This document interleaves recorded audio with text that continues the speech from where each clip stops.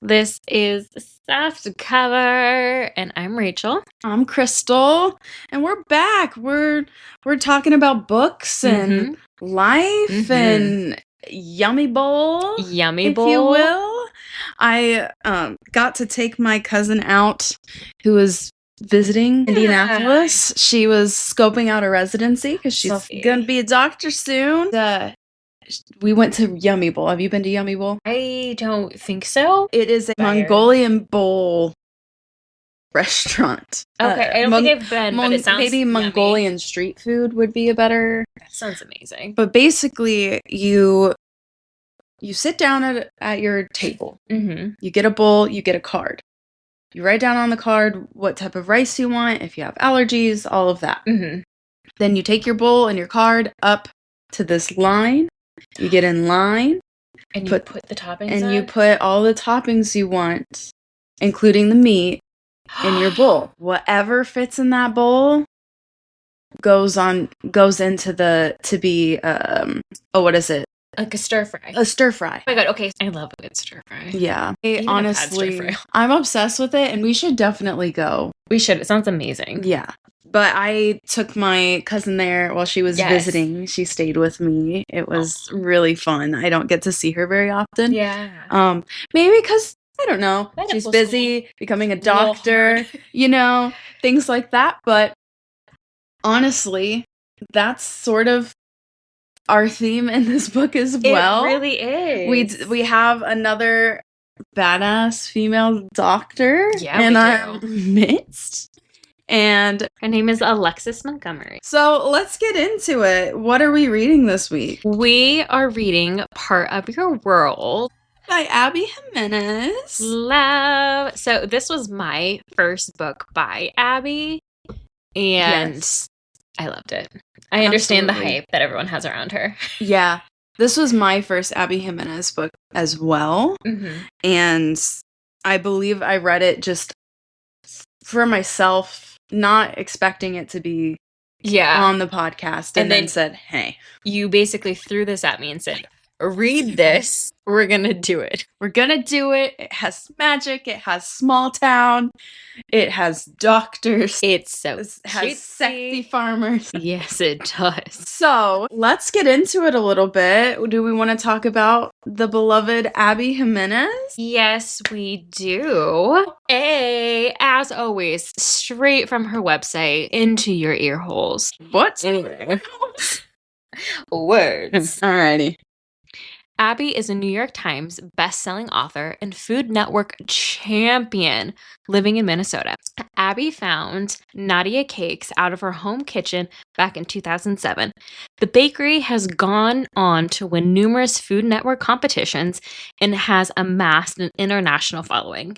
Abby loves a good romance, coffee, doglets, and not leaving the house. Woman of my own heart. Yeah. Also, did not know she had a bakery. Yeah, so I was like, what is with Food Network? She's baking. She's on Food Network. She's writing beautiful romance novels. Again, we keep reading these authors, and I don't feel like we're realizing it until we're reading their bios. That they do it all. Are so complex and show you that you can literally live the life you want, no matter what point of your life you're in. She owns a freaking bakery. They make me feel lazy because I feel like I'm doing as much as I possibly can. And you do so much, though. But I'm like, I'm not owning a bakery and writing a book. Well, you have a very demanding job. I do. Has a bakery that is very successful, so I'm assuming she has a really incredible team. True. That then allows her the space to be able to write. That's true. But that comes from years of hard work and putting in all those hours. Yeah. And I've thought about writing in the past, but I think I'm a reader. That's fair. So I would rather take up most of my time reading than writing. Yeah. So maybe it's not as fancy. Also think but about, I'm having a good time. Like the time she is probably spending writing, or any of these authors are spending writing, because it is a whole ass job. Yeah. You are dedicating that time to reading. Yes. So you are being productive. But I just have this feeling that they're also reading just as much as me, plus they're also reading books. If they are, jobs. I want to know your secrets, because it's some superhero shit. Yeah. And I would like to be in that club. People who are unbelievably busy and somehow do it, can you let me know what you're doing? Because is it Coke? It used to be. I don't know if it is anymore, but it used to be. Because I don't know what to do, but I'm living my best life. It's fine. It's fine. I get to travel. I get to read books. I have a job. And I get to do this. So, yeah. And we had brunch the other day from 10 a.m. to 6 p.m. I guess I do have time in my life, but I dedicate it to the things that matter. See, and that's the crux of it all. Brunch. It's what matters is different to everyone. Yes. But brunch is important. But brunch is important. Let that be known. Brunch is important. We are big brunch people. Yes. We started our friendship with brunch. We will end our friendship with brunch. You know what? I think if we went much longer over the weekend, we might have ended at brunch. I don't know how we made it that many hours. I don't know either, and I don't know how it didn't go downhill. Oh my god. Anyway, so now that we've gone completely off the rails, do we want to read the back of the book? I don't even know how we got here. This is gonna be a ride. We read this book a while back, so quite some time ago. We're gonna go off of vibes today. That's all. I'm just trying to live my life by this. You should have started with shots. It's 9 a.m. and I have things to do, but we should have started with shots. Anyways, we will one day do an episode with drinks. Oh yeah, and then I will not shut up.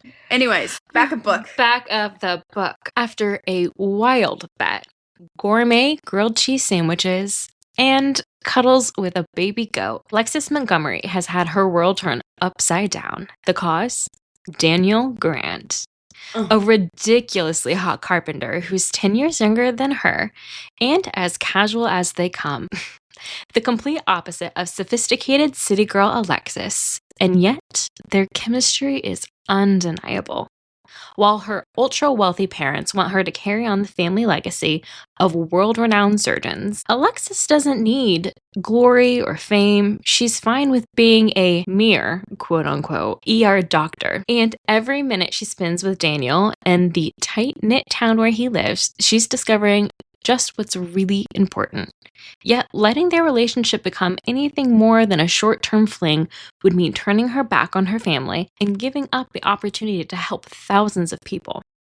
Bringing Daniel into her world is impossible, and yet she can't just give up the joy she's found with him either. With so many differences between them, how can Alexis possibly choose between her world and his? I know how. I do too. Buttwads, and he has a goat. Done. That's a much kinder way than I would have put it. He also can cook. That boy can cook. That boy has abs for days. Mm-hmm. That boy has goats. That boy has the cutest dog. An adorable dog that I think everyone in this book is too harsh on. I think everyone is too harsh on the baby. He just wants to have fun and live his best life. Yeah. Let him be. Anyway, we are getting ahead of ourselves. Hey guys, I wanted to pop in real quick before you deep dive into this episode and let you know that Crystal and I made a small whoopsie in this episode. We refer to Daniel's friend Doug as Adrian throughout this episode. We're not 100% sure where we got Adrian from. There is one mentioned later on in the book, so it could be from that, or it could just be something we pulled out of thin air. We just wanted to let you know that we are aware that we did mess up his name, and that anytime you hear Adrian, we really mean Doug. So sit tight, snuggle in, and get ready to listen. Let's start at the beginning. Yes. So we typically read open door romances here. Yes. And this is not. I would call this a cracked door. So there's like the lead up to it, but you don't see any of it on page. So this was a little bit of a change of pace in the best way possible. Which I honestly, you texted me. I did. Said, hey, is this a closed door book? Yeah. And I was like, I never thought about that. And I was like, what to expect. I said, it's cracked. It's cracked door. But I didn't think about it because honestly, until this podcast, I had read mostly YA and teen, and it's all closed door. Yeah. So I didn't think about it going back. It felt normal to me. And then you pointed it out, and I immediately was like, see, I guess so. Yeah, I like bounce around, but I always like to know going into it so my expectations are in the right spot. Yeah. Because if you're expecting one thing and then you don't get it, you're like, and sometimes it can like sully a book. If you're like expecting one thing and then it's another, you're like, oh. If you go in with right expectations, you're like, yes. Yeah, and I think because I'm a plot person, again, I'm looking at different things. Yeah. In the book. Less so like character interactions per se. And we all know I'm here for the vibes. Exactly. The vibes alone. So we have different things that we're picking up on for sure. And I did not pick up on that immediately until you said something. I did. I was like, wait. I said, oh, hello. I had to think about it for a while. I was like, no. There was definitely sex in this book. Yeah. There was tons of sex and food. Mm-hmm. And then and food. I don't know. They just went hand in hand in this book for me. Oh my god. But they do kind of. But yes, so if you're getting into this, just keep in mind it is cracked door, not open door. Mm-hmm. So it may not be for you. It may be for you. It may not bother you. Still give it a try. I really liked him. Yeah. We have Alexis driving through this town, and she is coming from a funeral that she didn't want to be at. Mm-hmm. She has, you can tell straight from the beginning, she does not like her family. Yeah. Her brother, who she's relatively close with, was supposed to fly in from this trip he's on where it's like a work trip. He's down somewhere in South America helping underprivileged hospitals that are part of their hospital network, like their little pet project hospital. Yeah, basically Doctors Without Borders situation. It sounds like her parents' hospital sponsor. Her parents are awful. Her parents are terrible. Absolutely terrible. Let's start there.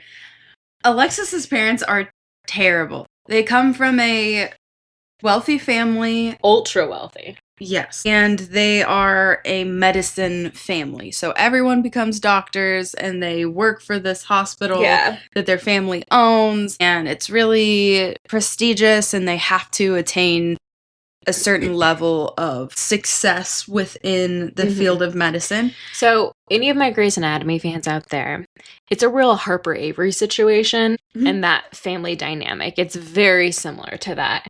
Yeah. They're a made-up prestigious medical family. Honestly, it's the dad that's the worst. The mom is just as bad. She's an enabler. Because she's letting it happen. Yes. However, when you are, I would say that their relationship, and trigger warning, there is like family dynamics things. Yeah. Broken family, verbal and mental abuse. So I believe that the mom is being like mentally abused in this relationship. So she is an enabler, but she's also a victim as well. She doesn't know how to get out of it. Where's she gonna go? I'm sure he tells her all the time she's going to be broke and on the street if she leaves him. So and again, this is all just like speculation. This is speculation. But she gives the vibe that she's very quiet. She goes along with whatever he says and she never argues. And that to me is like, especially with how outspoken and disgusting he can be. She's enabling, but she's also part of the problem. Yeah. Yeah. Both the same thing. Anyway, she's a victim, but she's also enabling and part of the problem. Yeah. But the dad is a piece of work. He disowned Alexis's brother because he married a pop star, right? So, yeah. So, her brother is off in South America doing essentially like Doctors Without Borders. Yeah. And he is a surgeon. He's followed in his dad's footsteps. He was like super involved with the hospital, and they were like teeing him up to take over everything. Yeah. While he's down on this trip, he meets a pop star who, for the life of me, I can't remember what her stage name is. Her name's Nikki. Yeah, I can't remember. Her real name's Nikki. And he falls in love. And he is like, this is it for me. The only way I know I can get out of my family is if I do all of this here and just don't come back. Right. So they have like a little shotgun wedding for themselves. And he is like, I'm not coming back. And his dad's like, you come back or you're disowned. Yeah. And he's like, bye. Bye. My happiness is more important than your expectations. Yeah. Honestly, they don't even have a discussion because he already knows his dad is going to not approve and try to break them up and blah, blah, blah. So he does all of this without even having a conversation with them and just moves out of the country because he knows. And then, of course, the dad's like, oh, he's not part of the family anymore, blah, blah, blah, because he disappeared and I'm never blah, blah, blah, blah, blah, blah. All of the crummy little bully dad stuff. Yeah. Yeah. He's a shitty dude. And Alexis is doing her best to follow the guidelines that her dad has put out for her. She did go into an area of medicine that she wanted to go into instead of him, and he never lets her forget it. No, he treats says, her like crap. Yeah, he's like, you're not a real doctor. Yeah. I'm sorry. She's literally saving people's lives. But okay. All day, every day. ER medicine is one of the most stressful types of medicine that there is.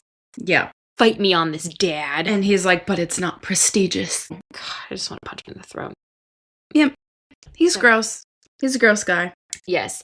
So Alexis is coming back from her aunt's funeral where her brother was supposed to be. But he's like, sis, I'm not coming back. Yeah.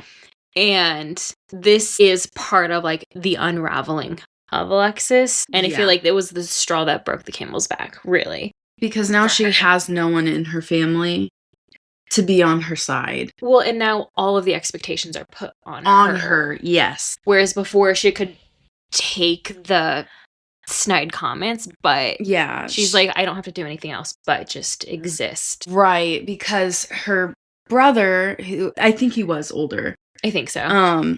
Her brother was supposed to take over like all of the hospital stuff and become like the family head. Yeah. And now that he's gone, it's her responsibility.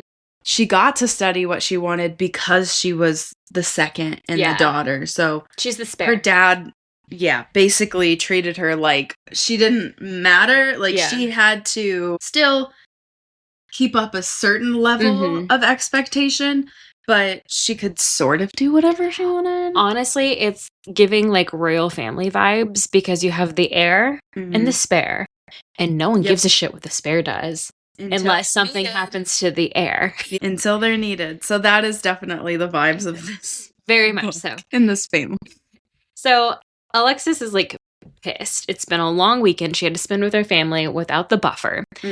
Well, she gets her car stuck in a ditch. Yes. After like returning from the funeral. Oh my. So she's, in the ditch and she's calling for the tow truck. Yes. And they're like, oh, it's going to be a while. So she's like, okay, just fuck it. Like, and she's waiting and waiting and waiting. Yeah. And Kitty Patootie, Daniel, drives by and sees like, her. Can I help you? Yeah. Can and I he's help like, you, ma'am? Do you need out of this ditch? And she's like, yeah, but the tow truck is coming. And he's like, no, it's not. It's not, because the tow truck driver is 2 sheets to the wind of the VFW. So do you want me to pull you out? And she's like, well, he's hot. So yes. Also, while this is happening, she, as most women are in Spanx underneath their nice little clothes. Yes. She's trying to like wiggle out of her Spanx because she's uncomfortable. As he comes strolling up to knock on the window, he's like, can I help you? She's like, I don't know, can you? So get me out of these Spanx. So he pulls her out of the ditch and she's like, where can I get some food around here? And he's like, I don't know why it does that every time. Anyway, and he's like, well, the only place that's open is the VFW, so got to go there if you want some grub. And he's thinking, like, this fancy-ass woman who's driving her little Mercedes is not going to stop at the VFW. So he just, like, goes on with his nights, meets up with his buddies. They're having a drink. Yep. Shooting the shit. Yep. She goes... Yeah, so she walks into the bar and sees Daniel again. Yes. And so everybody's like, who's this new girl in our town? So creepy the way you're saying that. He says, that's the weirdo I pulled out of a ditch. Yeah, and Adrian's like, okay, I bet, like, I can... like, take her home. And Daniel's like, you can't take a girl like that home. And he's like, watch me, I'm gonna serenade her. He's like, if I take her home... Never serenade a woman. I just want to put that out there. It rarely works, and if it does, good on you, but mostly it doesn't. Am I wrong? No. It's cringy. It makes me very uncomfortable. I would rather die than be serenaded. I don't care if you're Ed Sheeran. I don't want to be serenaded. Ed Sheeran could serenade me. I can't. He won't, though. It's too intimate in a typically public setting. Honestly, it's too intimate when it's just you and the person. It's just too much. I grew up in a musical family. I'm also very judgmental when it comes to music. But again, even if it's Ed Sheeran, the man himself, I was like the Lord. I mean, kind of. I would still be so uncomfortable. I agree for the most part, because the people who are actually going to do it are the people you never want to be alone with in any circumstance. But the people that you're like, maybe, are the people, like, it's never going to happen. But let's say you get in a horrible accident. You're in the hospital. Ed Sheeran comes to that hospital to serenade patients. I would put a pillow over my head and say, okay, you can go now. I can't look at you. No, I'd say, I can't look at you. Sit there, let me close my eyes and relax. Yeah, but I don't want them to see my face either. I don't care. It needs a bag over my head. Well, I will make sure if that ever happens to you, we just lock your hospital door and have someone stand guard. I'm like, let him in. I want to talk to Ed Sheeran. However, you need to sing to someone else. I can be in the room, but it can't be directed at me. Maybe it's just the attention. It's too much, like, it's just too much attention. It's too much attention at once. That's understandable. Yeah. Maybe I have intimacy problems. I think everyone has their own things that they do and do not like. And this is one of your do not likes. Not for me. Although I am going to go on the record say this again and just re-emphasize. The people who would do that are rarely ever the people you want to be alone with. So do not do it to me unless I ask for it. Do not do it. Don't do it. Just don't. Unless you're Ed Sheeran, let me get a bag. I'm ready. I'm ready. I will not have a bag. I will sit there with bated breath, waiting and listening. It just freaks me out. Anyways, so this guy wants to serenade Alexis. Yeah, so that's Adrian's move, is to serenade the girls. And Daniel's like, just don't, dude. Just don't. And Adrian's like, I bet you if I take her home after my little serenade, you owe me $5. If you take her home, I owe you $5. So Adrian's like, let me get my guitar ready. I'll scoot over to the stage. And Daniel's like, dear God. So he saunters on up to Alexis and he's like, hey, it's me, the guy who pulled you out of the ditch. The guy who saved your life and helped you out of those spanks. He didn't do that. He didn't, but he was there. He's like, my friend is about to play some music for you. Mm-hmm. He's like, if you want to leave, now is the time. And he tells her about the bet. And he's like, hey, he basically put the bet on you himself. And he's like, I'm here to rescue you. Mm-hmm. He's like, just walk out with me or come back to my place and I can make you food. Cheese. And she's like, what kind? And he's like, I'm going to get grilled cheese. Which, I don't know about you, but do you have a specific way of making your grilled cheese? The methodology, yes. Mm-hmm. The cheese, it's depending on what I'm eating it with. I have it down to a science. Now, the thing that I'm still working on is the bread. Because there are a lot of different breads that you can choose. I think the bread depends on the cheese. And, so the cheese that I use, I think that's true. The cheese that I use every single time is Monterey Jack. Because it's a white cheese that melts so well. It melts so well. I use that every time. Then what you're going to do is whatever bread you're using, it could be sourdough, it could be a wheat, whatever bread you choose. You're going to butter the inside of both. Put the cheese in. You're going to get a block so you can cut the cheese. Yes. But here's the thing. Always cut your own cheese. Always shred your own cheese if you can. Exactly. It's better. It melts better. For you. I was giggling because I was a child for a second. And then I said cut the cheese. Don't worry. Fart jokes are my bread and butter. So you're cutting the cheese, put it in your sandwich on the buttered side. I know, but butter is inside. Sides. You butter both pieces. Oh. And then you put it together with the cheese inside. So at this point, your bread is dry on the outside. We're gonna fix that. We're gonna fix that well. Okay. What we're going to get is avocado mayo. We're going to put that Always mayo the outside of your grilled cheese. Avocado is the best tasting fat ever. It also has amazing. Higher cooking temperature. Mm-hmm. And it's going to brown better than any other one. Yes. So you're going to put that bitch on low medium. That's the thing. Patience, much like pancakes. Yes. Patience is the key with grilled cheese. Yes. I did not know you put mayo on the outside. Yes. I'm like, that's my secret weapon for grilled cheeses. But it's avocado mayo because it's just that, for me, that's the best mayo. The fattiness of the avocado, whatever, I think it has the best flavor. I could see that. So that's what I use. I put it on low medium. And I know usually with like meat and stuff, you only want to flip like once. But with a grilled cheese, you want to keep flipping. It's like a marshmallow. It's almost like you're rotating it. Yeah. So you're going to keep it on that low medium. Keep rotating that bitch until it's golden brown.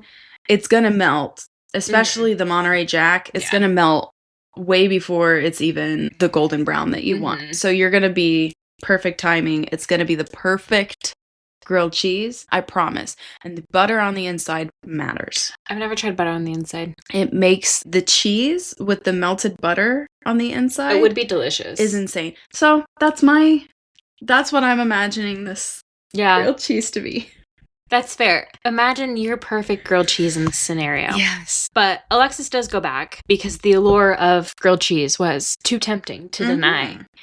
And they have some cutesy little moments. So Daniel's dog jumps on her. He's a muddy boy. Her dress gets all gross and muddy, so it needs to be laundered. And she is wearing one of Daniel's sweatshirts. They're munching on their grilled cheeses, having a good time. One thing leads to another, and they hook up. Oh! And I assume it's delicious and steamy. It's the vibes it's giving the next morning. As Alexis is zooming out of there. But she keeps the sweatshirt. She does. She also Cinderella's this bitch because she loses one of her shoes. Oh, yeah. In a pile of shit. Yeah. So a little country Cinderella. Very much so. And she doesn't do this. She doesn't hook up. No. She had just gotten out of a really serious relationship where she was living with her ex. She still is living with her ex. They bought a house together. And he refuses to move out. His name is Neil. What? I said like a scrub. Like a scrub. The scrub's name is Neil. He works at the hospital and her dad loves him. So that kind of explains how abusive he is. Yeah, because he's seeing Neil as like the extra son. He really was like, oh, he's the replacement heir, not my daughter. Basically. But Neil's living in the basement, as all horrible creatures should be. Neil's also chief of surgery. That's who that hoe is. And yes, he is a hoe because he cheated. He's not the fun hoe. He's the bad kind of hoe. He cheated on her and then tried to say it was her fault. It's never the other person's fault. Yeah. He is definitely, like, mentally abusive. God, yeah. Keeps telling her, this is the most sinister thing in this book. Mm-hmm. He keeps telling her that she smells bad. Yes. Even though she's like, he's scrubbing her skin. She borderline develops OCD over this. Yeah. And he always, right as they're about to enter a room with people, before they leave somewhere, whatever, he goes, you smell bad. And then walks in. Mm-hmm. It is literal psychological warfare. It is. And this is a pattern for him because he used to do the same shit to his ex-wife. Yes. So this is just who he is. It's disgusting. So she's absolutely not having it. He's trying to use her parents and anything he has to manipulate her back into a relationship after he cheated. And they're, like, still keeping up public appearances. Yeah, they are. As much as they can. Because she has a couple, like, I'm going to call them her superficial friends. Because they're, like, the relationship friends. Yeah. And when she gets back, she's out on a run with one of these girls. And she finally, like, opens up about, like, what's happening. And she's like, oh, darling, that's so bad. She's like, this is why me and my husband basically just live separate lives under the same roof. Yeah. It's like, okay, you're clearly a shitty friend. Yeah. Well, and it gets even worse because they have, like, this little girls' trip with one of the other Stepford wives. It feels weird to call them that because they're all working women, but they all... They are, but they're, like, super pretentious and rude and self-involved. Very much so. And they, like, book this cute little bed and breakfast, and they're all, like, just kind of vibing the way you are, excited to go there. Turns out it's Daniel's bed and breakfast. And so she's already been there, and she's had sex there. Yes, she has. And they get there, it's super cute. They're all like, oh, how cute, how rustic. And then these women start tearing the place apart. Yeah. Well, usually this place isn't open during this time of year. True. However, Daniel is trying to save it. But Amber, Daniel's mom, leaves the town, which there's this mystical magic around this town that if you don't fit, you end up leaving. And if you do fit, you end up finding the place. Yes. So the town is alive. Yeah. The town spit her out. And even though she's not part of the town and was never part of Daniel's life, she did inherit the bed and breakfast. Which the farm is on. So she's saying she needs money. She's going to sell the bed and breakfast. Mm-hmm. He's begging her to hold off.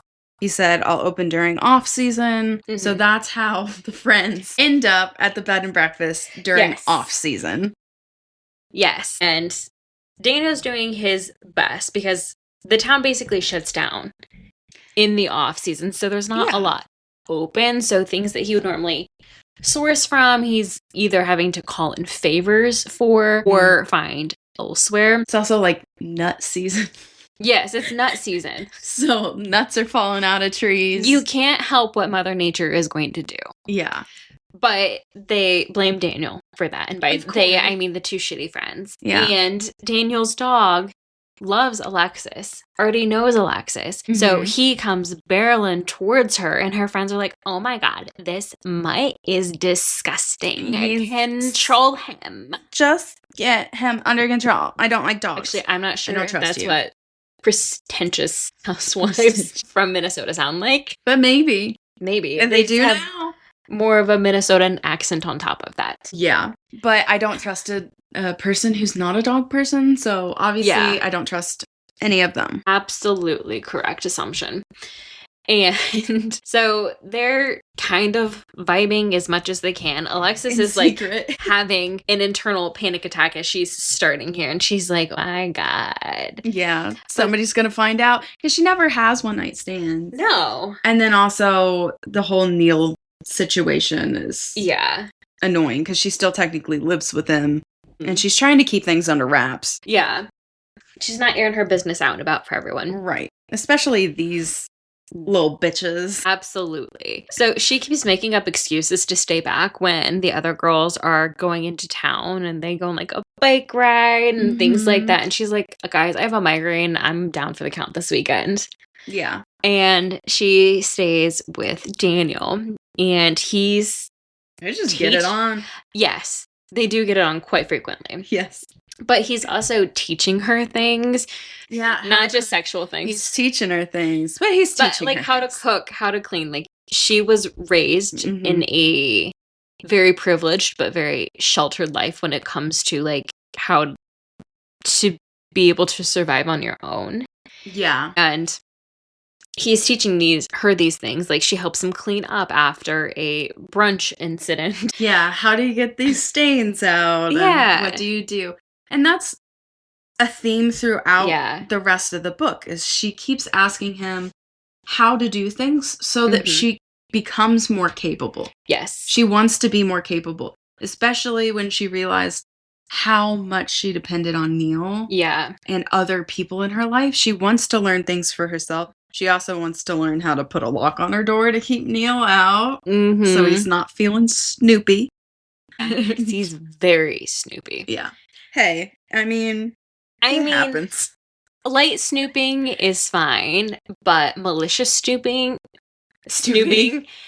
malicious snooping is not okay. There's a difference. Yes. I condone light snooping. Light snooping is fine. A little lighthearted light snooping. Exactly. It's like a little light B&E. If your door's unlocked, is it really wrong to go in? Yeah. It is, but you know. So they like finish up the weekend and Alexis can tell like her friends just weren't in love, but she's like, I think it went fine at the end. Like Daniel more than made up for it. He comped their weekend because a couple minor things went wrong. Like nuts falling out of the tree, which he can't control Mother Nature about. But he does. He comps their weekend, even though it means he's not getting the money he needs. And he also has only 5-star reviews. Yes. That's all he has. And so the friends are like, well, I'm going to give him a bad review. Alexis is like, absolutely do not do that. Promise me you are not going to do that. That's not fair. You're going to hurt his business. These are mostly things he couldn't even control. Yep. Do not do this. And so she gets them to agree to not do it. And guess what they do anyway? As soon as they get home. She does it anyway. So Alexis at that point, she's like, you guys are kind of horrible people. Yeah. And I don't want to associate with you anymore. So she really like pulls away from that friendship and really leans into her friendship with Bree, who is also another ER doctor. Bree's her best friend anyway. And the only one that's not pretentious in her world. Yeah, and she's very much like, what is happening in your family dynamic is not okay. Yeah. What's happening with Neil, not okay. Yeah. Like, how can I help?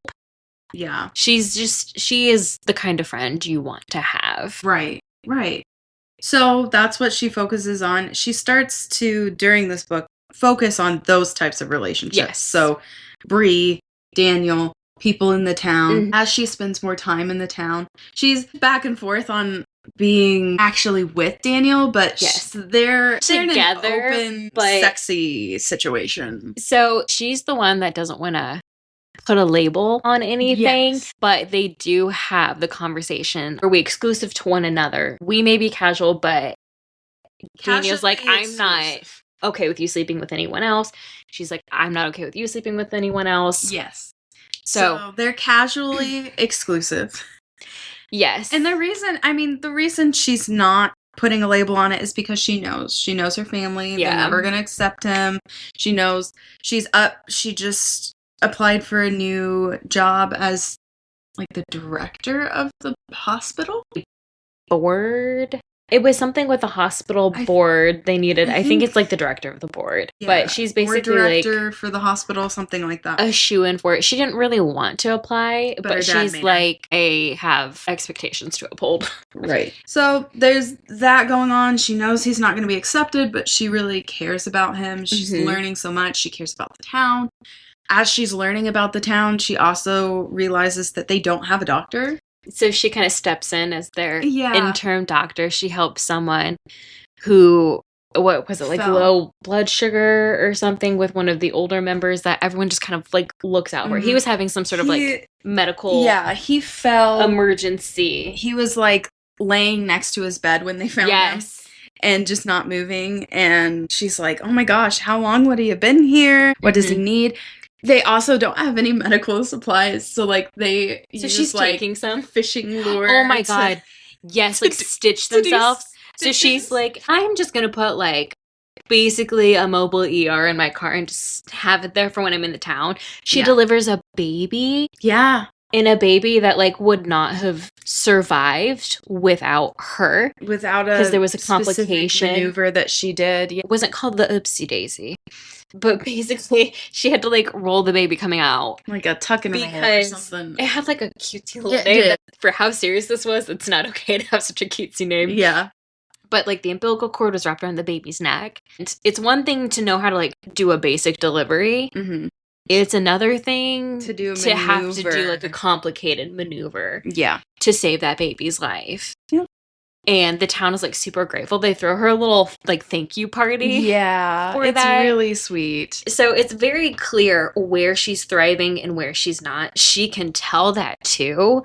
Mm-hmm. But she also has so many external pressures and expectations that she's had in her life for 30 plus years. Yeah. That just, those don't go away overnight. Yeah. And even her dad is making her reconsider Neil. So she sets up this thing with Neil where she's like, you have to go to therapy without me for this amount of time, and then I'll talk to you basically about getting back together. And she like sends him to her therapist during her session time. So she knows he's going. And she has like an agreement with the therapist, and the therapist is okay with this. And he's okay with it too. That she'll get the report, yes, he was here. No, he wasn't. Right. Not what they discussed, but the fact that he's going and showing there. Yeah. Yes. So it's basically court ordered for him, but she's the court. Yes. And he does go. He does go? Yeah. And thank goodness, because when we are getting towards the end of the book and she's starting to make these decisions, she gets the job. She does. And so they're trying to celebrate that. And because of celebrating that, Daniel decides to surprise her in Minneapolis. In the hospital. He brings her flower. But her family is there. Dicks. Bree, which is great. Bree loves it. Yeah. She's like, this is so cute. Yeah. And so basically she has to come clean to her family and to Neil. Neil's like, I pretty much assumed you were seeing somebody. Neil kind of knew. But he was actually like doing better because of therapy. So he sort of defended her to her family. And I don't know if it helped at all, but at least it helped her. Yeah. Like she felt better because she had somebody in her corner. And of course her dad's like freaking out. Absolutely not. You can't date this person. Blah, blah, blah. Why are you thinking? You're so stupid. And it just implodes. Yeah. It implodes with her family, but also with Daniel. They have a big fight and they're basically like no contact for not a long time, but a couple weeks. And it's his decision. He's like, look, I want to be all in with you. Yeah. And you're just not there. And I don't want to be a secret that somebody hides. I want to be the person that somebody shouts about from the rooftops because they're so in love. So if this is what your life is, then yeah, I can't be a part of your world. Yeah. Which like, but that's your decision. Emotional vulnerability from a man. Yes. Love to see it. I love him sticking to his guns and knowing his worth and being respectful about it. But love to see it. She's miserable after that. She is. Like, she locks herself away. She and Neil actually end up having a really good, like, heart-to-heart conversation. He's like, I now understand, like, we're not gonna work. I wish we could because you're amazing. But I already messed that up. Exactly. He's like, I did these same things with my ex-wife. Like, it's a pattern. I don't know why I'm destroying all of these things, but I want to figure it out. Yeah. And he's like, I'll move out of the house. Yeah, he like is like, I'll move out of the house, not a big deal. And they kind of have, I think, the best adult ending that they could. That you can have, they talk it out. They are respectful at the end. Took quite a mess to get there. Yes. And then Alexis is also kind of thinking on this. She's like, it's starting to turn some things for her. And she's like, I don't want to be here. Yeah. Go on. Oh, sorry. I think even in that conversation, I don't know if she realizes it or Neil says it, but there's a comparison made to picking Neil and her dad. Yeah. And it's like a light bulb goes off. I think Neil makes the comparison. Yeah, I think he does. Because this whole conversation, I'm like, Neil, you learned a lot. He learned a lot in therapy. Yeah. So he's just like, I think that you picked me because I'm like your dad, and the way that your dad treats you and your mom and your brother, not okay. Yeah. And she kind of comes to the realization, she's like, I actually have all the power now. Yeah. And she's like, let me do some good with that.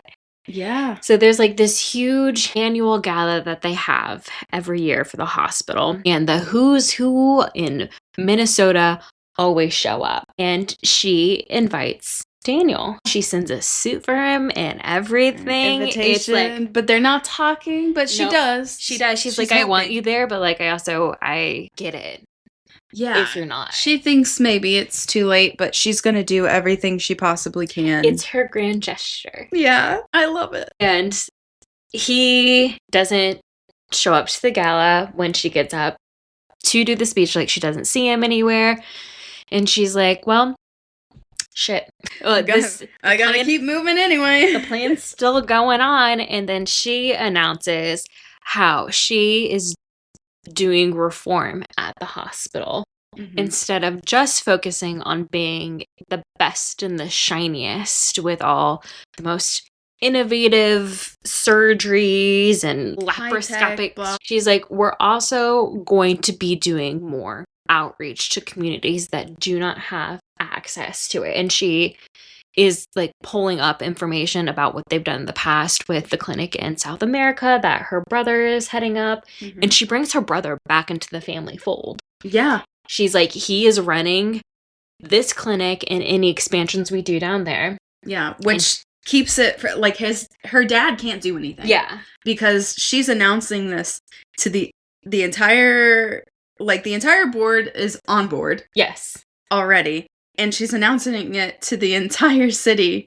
So. Yes. Like, no take back. Screw you, Dad. He's part of our family. Oh, yeah. I love it. Because it's a huge middle finger. And he even, like, mentions his wife by her name, not her stage name. Yeah. And she's like, she'll be a part of this, helping him run it as well. And then she announces where their first clinic is going to be. Yeah. And it's walk-on. She's like, this is where I need to be. And she's like, I am overseeing everything on site with this project. So she's like, I am moving there. She's moving to walk-on. I love it so much. To be in her magical little town. And to also provide acceptable healthcare in that area. But turns out Daniel had car trouble on the way in. Yes. But he made it in time for the speech. He was just in the back of the room. And they find each other afterwards. And they get their happily ever after. Yeah. It's so beautiful. It's so cute. Yeah. I really enjoyed this book. Me too.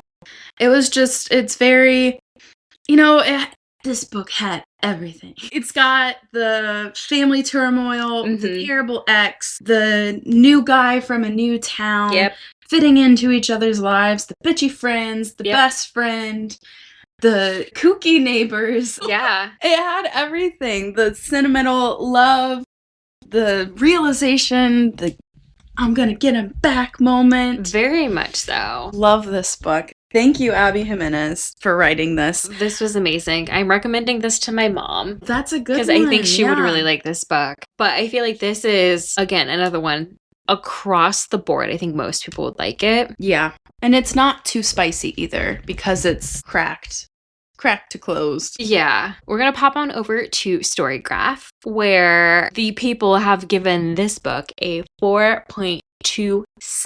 That's pretty high. That's a really good review. Yeah, it is.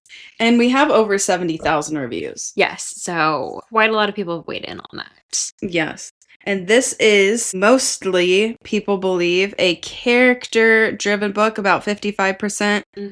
38% say a mix, and then 5% say plot. I would say it's definitely character-driven. It's definitely character-driven, but there is a lot of plot to move forward character development. Is a storyline.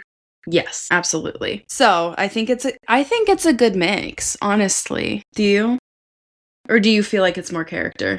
Is this a character-driven book that I really like? I have a hard time because, to me, the storyline and plot are very intertwined. I know to you they're not. It has a very strong storyline.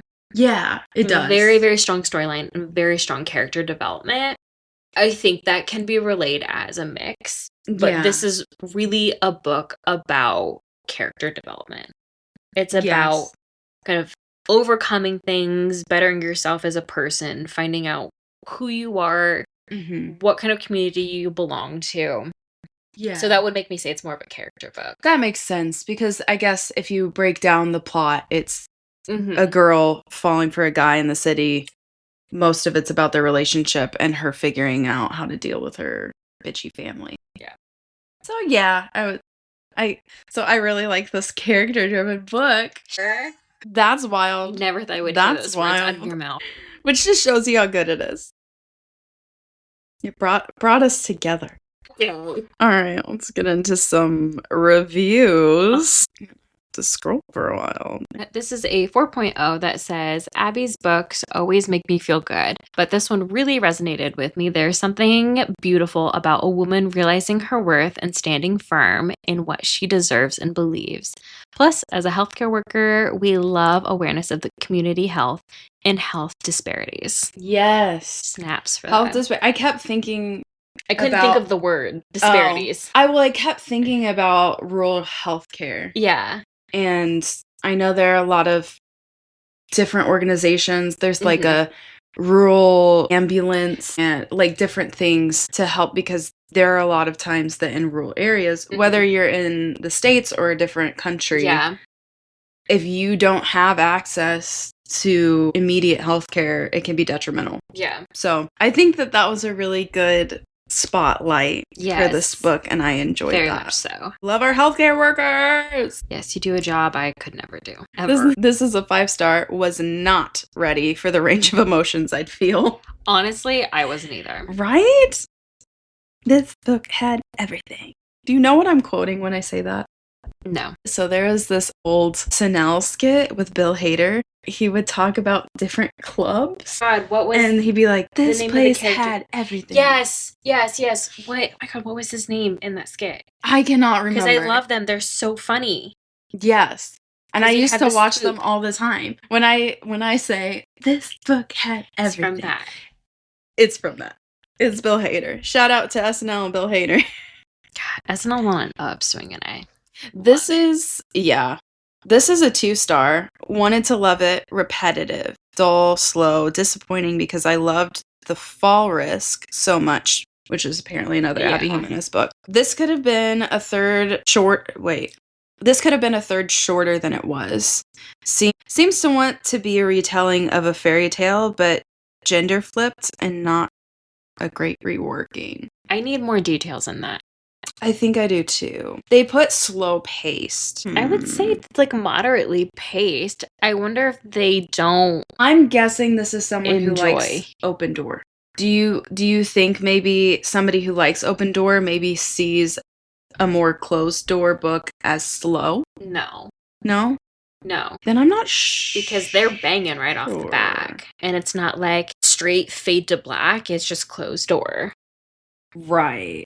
I just need more details. Shorter. I don't think anything needs to remove from there. There is a lot in the middle where, again, it's character based. So if they're looking for more, they might be more plot driven. That could be the case, because there is a area in the middle where they're just like basically fucking and learning new tasks. Yeah, but I think that's, skills. Again, part of the character development. It is part of it. But I guess if you're looking for more plot, it could seem slow. Yeah, I think they're probably, I would say, more of a plot-driven person. But I do need more details. Thank you. Yes, thank you. Little feedback for the feedback. Yes. Thank you. Well, I have a 4.75 star review, and it says, I just have to say, I love Daniel. I did the audiobook version, so did I. And somehow that made the book more immersive. Like, I felt like I knew these characters in real life and loved every second of it. At one point, it had me tearing up and gushing so much. Truly recommended. Accurate. I did really like the audiobook of this. Yes, I did too. There's a 5-star that says, this book was just out of this world. I couldn't stop reading it and finished it at record speed. During the day, I had to go on with other chores and work. I kept rooting for Alexis and Daniel in my mind. All the little and big things about standing up for yourself, giving grace, familial and societal pressure, and a little bit of magic. And a lot of romance is woven together so beautifully in this book. And now I want a baby goat in pajamas. Cute. So cute. And I have a 4-star review to end it on. And it says, I got through this really quick. Such an enjoyable read. I love that both the main characters were working through the trials and tribulations of their own lives, and this wasn't necessarily central to their romance. This was my first read by Abby. I did like that she wasn't afraid to touch on heavy topics, but I did feel as though she was a little bit heavy-handed when speaking about abuse. Overall, if you want an enjoyable romance with some depth, this is a great read. All right. Yes. Awesome. Well, that wraps up A Part of Your World by Abby Jimenez. What? So what are we getting our grubby little hands on next week? We are diving back into the world of sports romance with Caught Up by Liz Tomford. This is baseball. It is baseball. We are trying to pay tribute to the beginning of baseball season because my dog is named after a baseball player, not of my own choosing. But I am not a big baseball fan in real life. Me either. I've sat through one whole game my entire life. I usually leave by like the 4th inning. But there's something about baseball romances that I really love. You told me about this one and I'm really looking forward to it. I'm trying to find sports romances that she loves because she doesn't love them all and I'm obsessed. Yes, we need to find the middle ground. We've done 6 and I've loved about 3 out of the 6. So we're half and half. This is the tiebreaker, folks. It is. And I think this will push it over the edge. Yeah. I love this book so much. And we are splitting this puppy into 2. So for the next 2 weeks, you got romance in your ears. Daddy in your ears. Ooh. Until then, my friends, give us a like, give us a follow, find us everywhere. Instagram, TikTok, YouTube. We're on all of your ear holes. We're not on your ear holes, but we can be in them. And that's what we want to do. So, Softcover Podcast, all lowercase, all one word. Find us. And until next time, bye.